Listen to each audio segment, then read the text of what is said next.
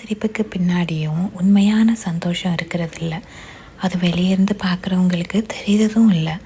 உண்மையான சந்தோஷ சிரிப்பு போல் தெரிஞ்சாலும் காயங்களும் வலிகளும் விடை தெரியாத கேள்விகளும் தனிமையும் இதுக்கும் மேலே என்னென்னமோ மண்டைக்குள்ளே ஓடிட்டுருக்கும். அப்படி என்ன உனக்கு கவலை அப்படின்னு கேட்குறவங்க உண்மையான அக்கறையில் கேட்குறதும் இல்லை. சரி சொன்னாலாவது ஆறுதல் கிடைக்கும்னு சொன்னால் இதெல்லாம் ஒரு பிரச்சனையா, அமைதியாயிரு அதுவாக சரியாயிரும்னு சொல்லுவாங்க. சரி அமைதியாக இருந்தால் திமிர் பிடிச்சவா பெருமை உள்ளவா இப்படி அவார்டெல்லாம் நமக்கு தெரியாமலே கொடுப்பாங்க.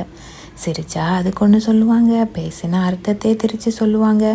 ஒரு கட்டத்தில் யாரும் எனக்கு வேண்டாண்டா தனியாகவே இருந்துடுறேன் அப்படின்னு போனாலும் விடமாட்டாங்க. இதனால் என்ன நம்மக்கிட்ட இருந்து போகும்னா சமாதானம். உலகம் தரக்கூடாத சமாதானத்தை தரக்கூடியவர் இயேசு ஒருத்தர் தான்.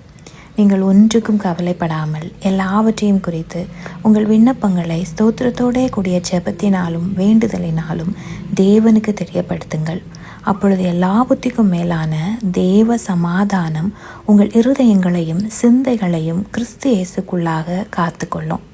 அவர்கிட்ட சொன்னால் காது கொடுத்து கேட்பார்.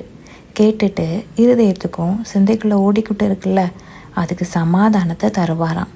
இந்த சமாதானம் உங்களுக்குள்ளே இருந்தால் யாரும் எதுவும் உங்களை அசைக்க முடியாது. பயணங்கள் தொடரும்.